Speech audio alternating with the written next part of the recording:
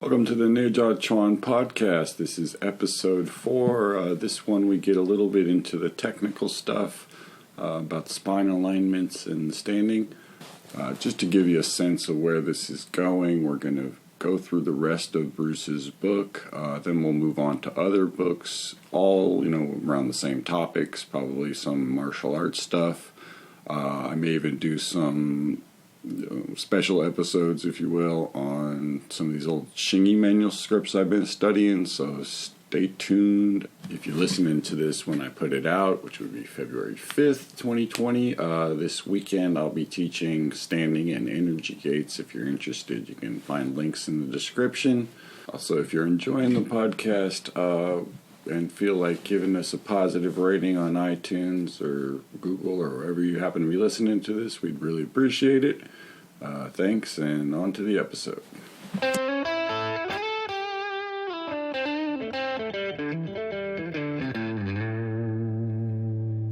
So we left off talking about the opening the energy gate set and about standing Qigong, which is the beginning of the set and in a way the most fundamental and important part of the training.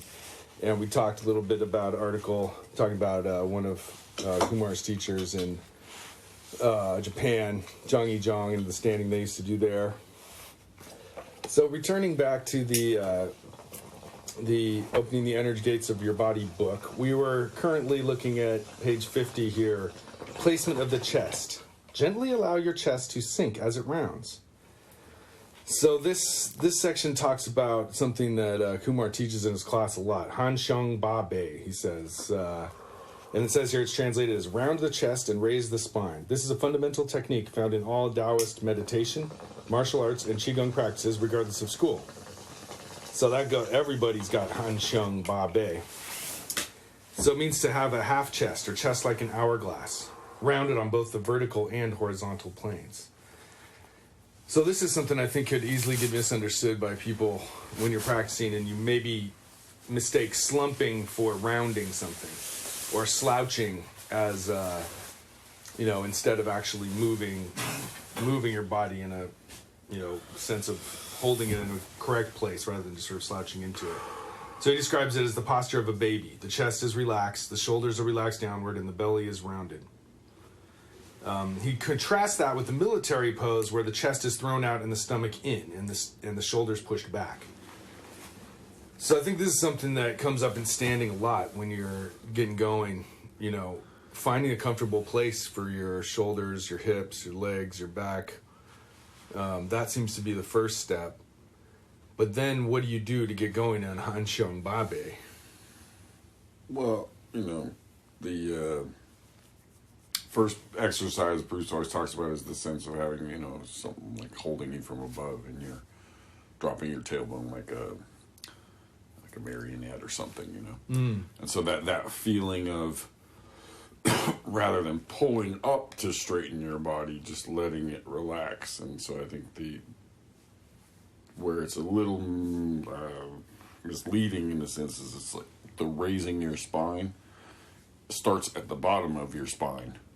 So it's that sense of like lifting up all the way from the bottom of your spine to the top of your head, and then dropping all the way from the top of your head down to to your tailbone again, and creating that sort of springy like a snake or it's got some spring to it. So the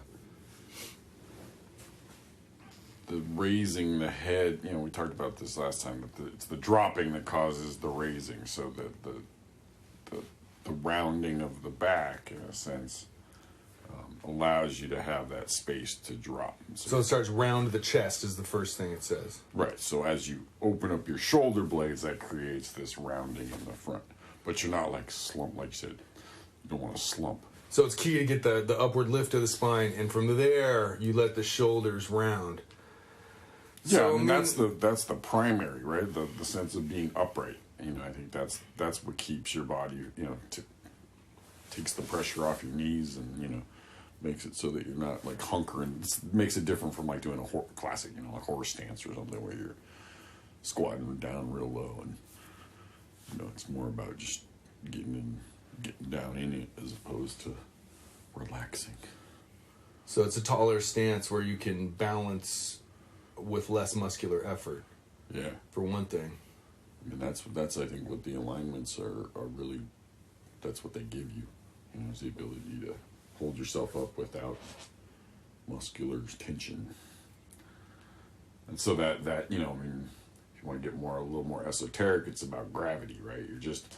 You're learning how to both fight gravity, which is to stay upright, and go with gravity, which is to drop, right? So part of your body is holding you up, and part of your body is allowing that force to move down through you. And so how does rounding the shoulders fit into that? It creates space.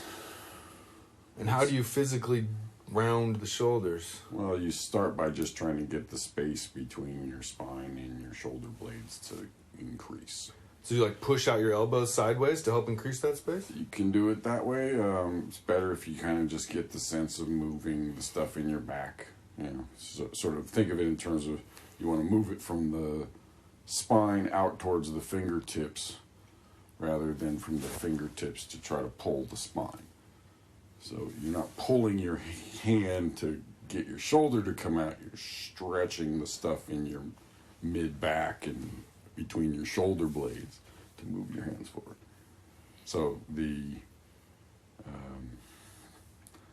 simple thing is that you're pulling from your armpit, like so your elbow pulls out from your armpit, so you get that sense of like stretching it out from in there rather than pushing your shoulder forward.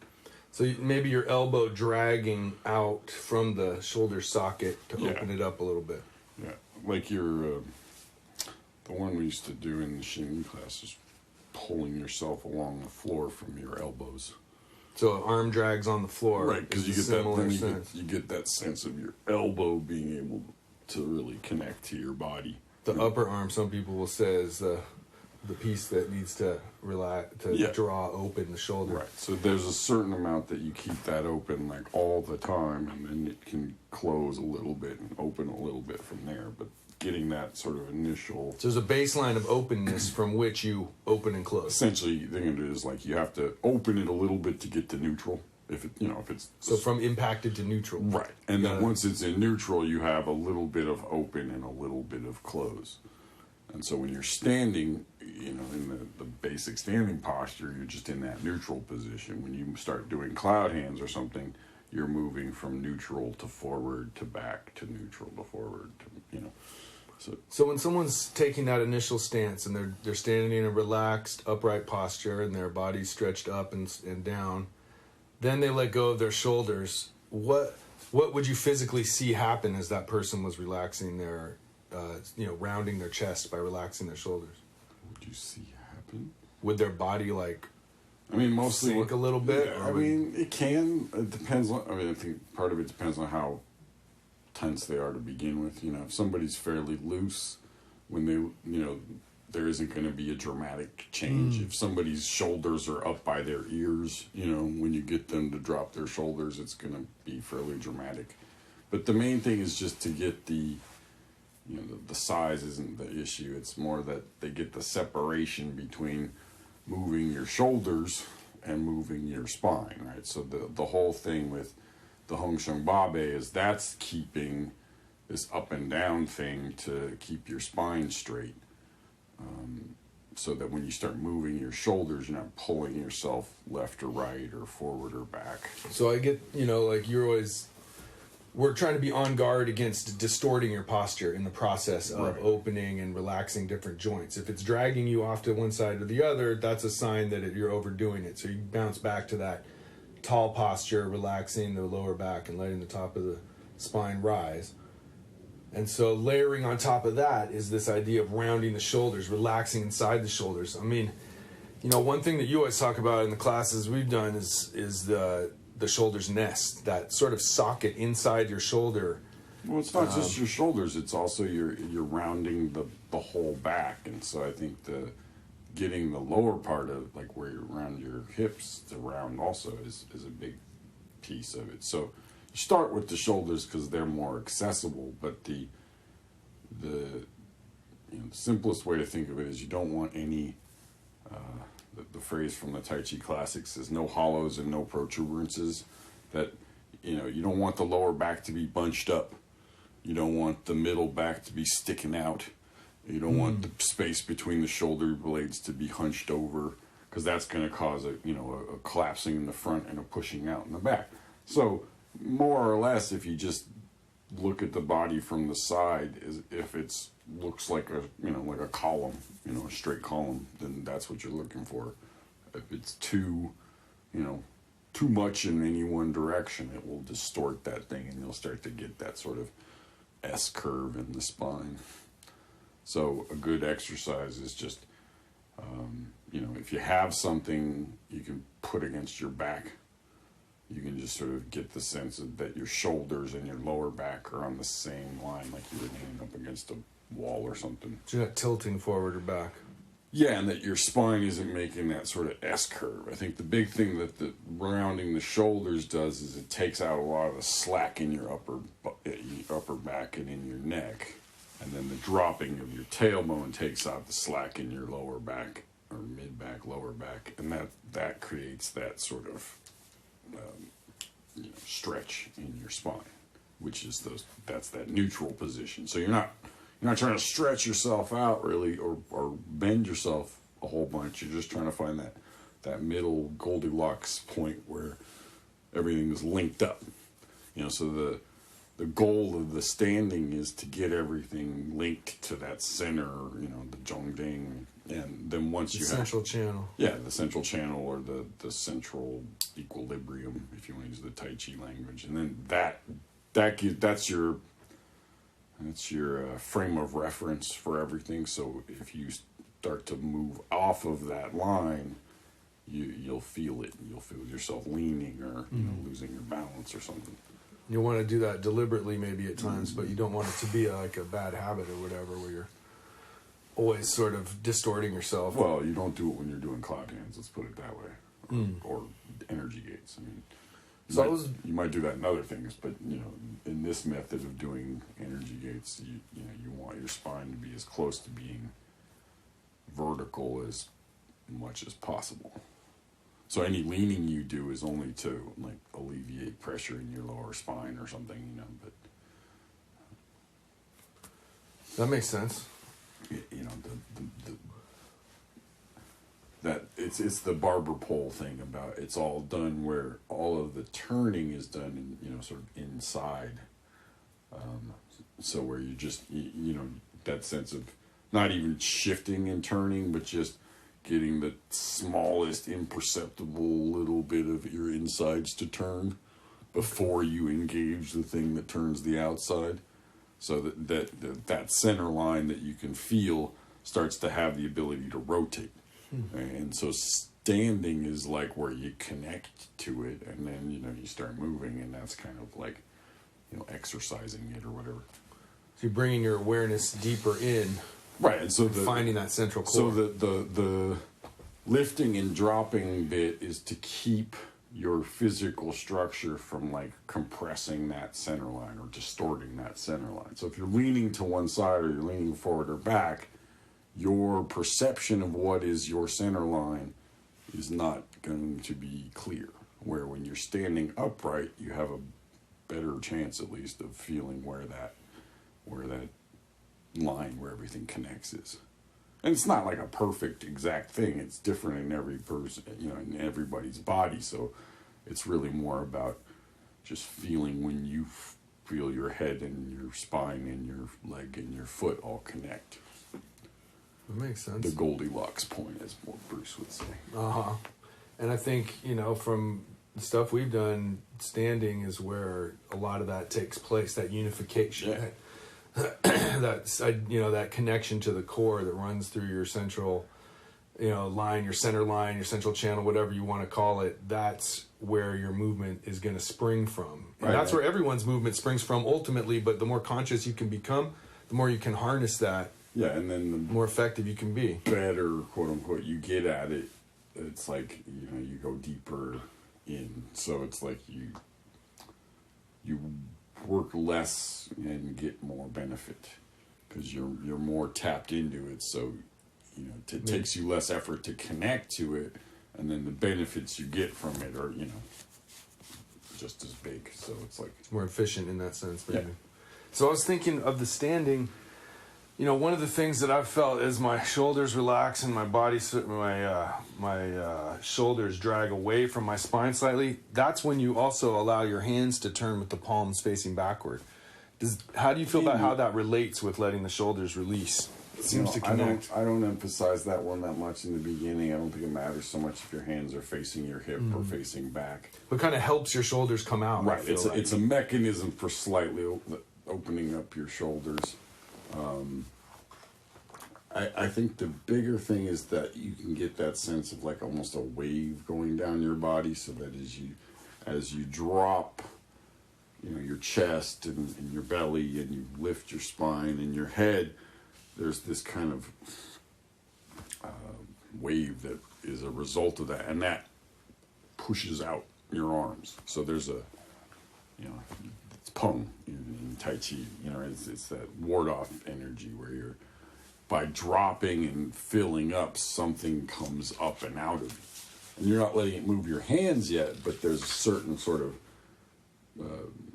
buoyancy that you get between your shoulder blades and between your hips. Okay, because the book goes on to talk more about that. He's saying that you don't collapse your chest because that'll compress the lungs. Rather, you relax the chest so that the inside edge of the shoulders, all the way through the belly to the hips, there's a sense of sinking, dropping, and opening downward. That's that wave you're talking about that flows down when you relax your shoulders. And before you can feel a quote unquote energetic wave, if you just sort of let your body do a little bit, you can at least get a sense of it, like because first it just sort of feels like chunks of your body. So you feel your head, your shoulders, your chest, your belly, and if you can relax your shoulders and then relax your chest and then relax your belly and then relax your hips and then relax your legs, you're not doing a wave yet, but you're going in the right sequence. And then eventually those things, you don't do them one at a time. It's like it goes from one to the other, to the other, to the other. Again, I go back, the name, right? Energy gates. It's more like gates in a dam or gates in a... Sluice gates. Right, that's what Bruce would always say. Okay. The gates in like a canal, right? Right. So as one opens up, it allows, this whole flow to continue down. So at each gate, you're like clearing the path for the stuff that's going to come through it. So initially, it's just, can you feel something kind of moving along that path? This is what's often referred to as sung or relaxing, right? Just getting that sense of sinking inside your body versus, squatting and dropping your physical frame, right? So there's the two drops. There's the external dropping, which in standing is very little, and then there's this internal sense of just continuously letting everything drop. And that, Bruce emphasized less back then. He emphasized dissolving more. But, when we did, it was like early 90s, mid 90s, we did a bunch of Neijiaquan classes. And one of the things he emphasized was getting the sense of like your head, the energy in your head to just kind of drop into your belly without going through anything. And so it was more of just the sinking part of the dissolving, or the energy gates thing without the dissolving. It was just the general sense of everything going down. And so once you got that going, it was like then when you started to dissolve, there was a sort of heavier flow to pull everything along. General sinking that aids in the dissolving. Right. So it's like, if you think of it in terms of a waterfall, right? Like and there's a bunch of little rocks in the way, and those are what you're trying to get rid of. The more water you have going through that waterfall, it's just going to knock those rocks out of the way. So this really connects with the next paragraph. The next paragraph starts by talking about the dantian, the area in the lower abdomen where qi is stored. The dantian is like a reservoir or bowl that by relaxing the chest downwards, the chi will drop from the upper body and collect in the lower dantian. That's the bottom of the waterfall, right? That's the pool at the base of it. So it's like So the mere act of letting it go causes it to fall and collect and stabilize in your lower body. Right, and a lot of Tai Chi schools, for example, will just that's it. Their whole thing is just keep dropping everything into your belly, so that reservoir just keeps getting bigger and bigger and bigger and bigger.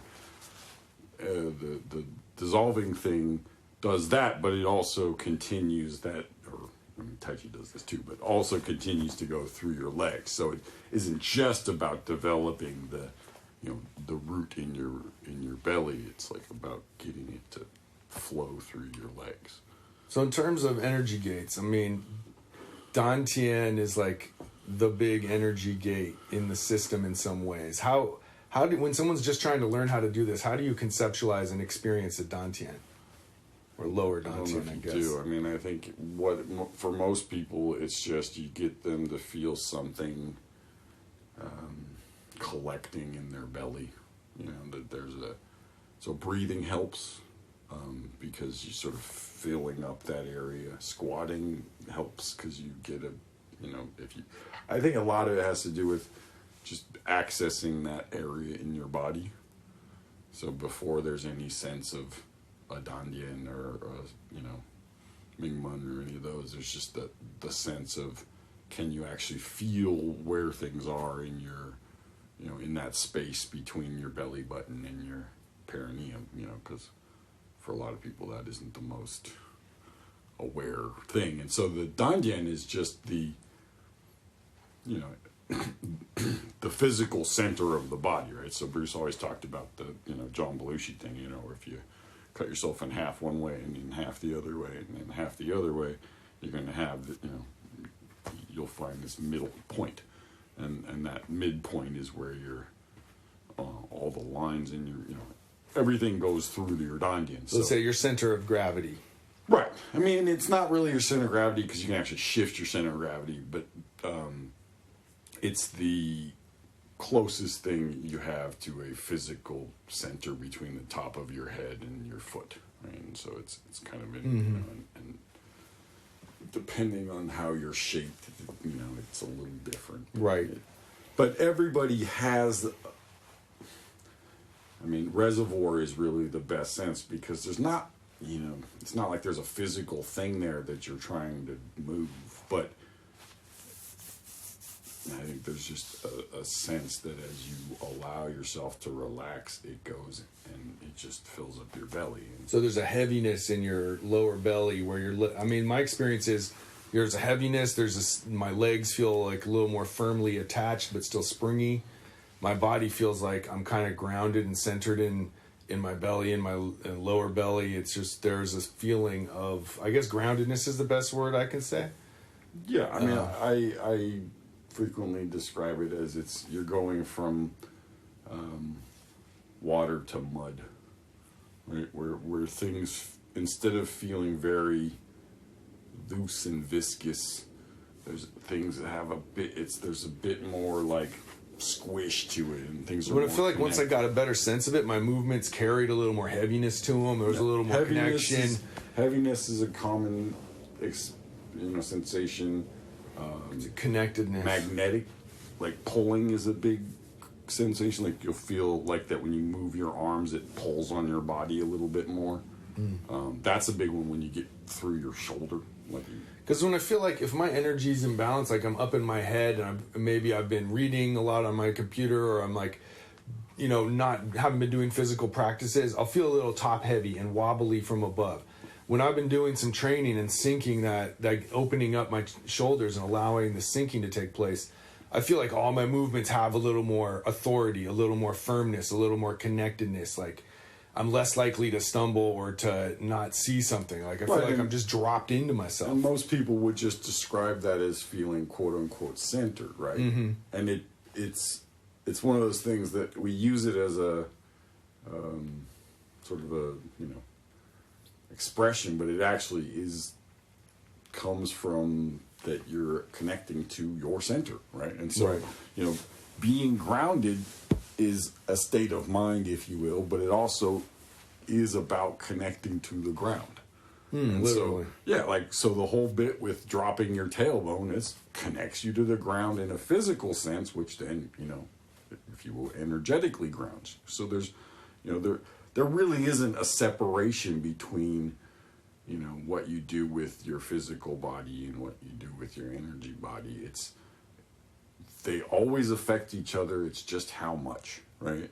And so the practice is about getting the physical to affect the energetic, if you will, equally to the, you know, that the interchange back and forth is smooth, where most of the time it's like might be mostly in one direction and, you know, not in the other, or weak in both directions. And so you're just like establishing that, like, that link between your physical body and what you're feeling inside your physical body.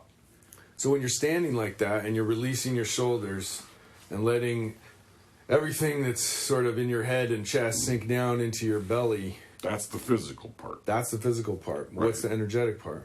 Well, that would be feeling, if you will, the dissolving, feeling something happening inside of that you can just sort of let yourself drop, and gravity will pull you down, right? You will sink. But then there's also the ability to, within that sinking, kind of relax things and let things go, which then allows them to be pulled further down, or I don't know if it's further down or just easier down, but that you release without having to work as hard, because it's this chicken and egg thing, you know. The relaxing makes it easier to feel, the feeling makes it easier to relax. And so the more you access your ability to feel your body, i.e. dissolving or just standing and breathing, or whatever mechanism you use to increase your ability to feel, you know, that then will increase your ability to relax. And, you know, relax is a funny word, because I think a lot of people interpret it as meaning kind of limp, or like, you know, squishy. And you can be physically hard as a rock and you can feel relaxed. You know, like, sure, you can be, you know, there are, you know, acrobats and, you know, people who do backflips and, you know, handstands, and they're perfectly relaxed in what they're doing. Doesn't necessarily mean their body is soft, right? And so those two things kind of get mushed together. So being relaxed is the goal of your mind, in a sense. You want it to constantly be relaxed. But then there's also this thing of, what is it relaxing in? Is it relaxing in being soft? Is it relaxing in being hard? Is it relaxing in the change between the two? So Energy Gates is about particularly relaxing with that sense of dropping. Because, like, spiraling, for example, is relaxing with the sense of it coming back up, right? So you need to kind of play with those two different feelings. And so I think standing and dropping is one skill, and then standing and dissolving is another skill that, you know, they're very closely related, but they're different things. And so I think the dropping of the physical stuff, the lifting of the chest and the dropping of lifting the spine and dropping of the chest and dropping the belly, those give you like a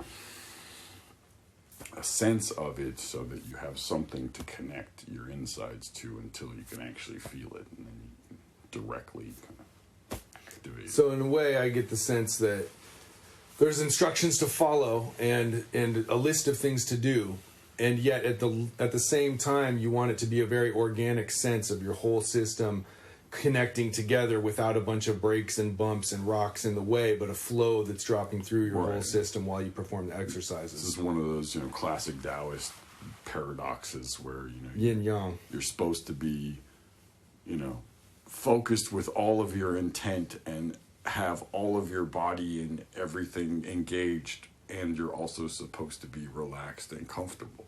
Right. And those two things don't... You kind of go back and forth. You concentrate real hard, then you let go and sort of just let it happen for a while.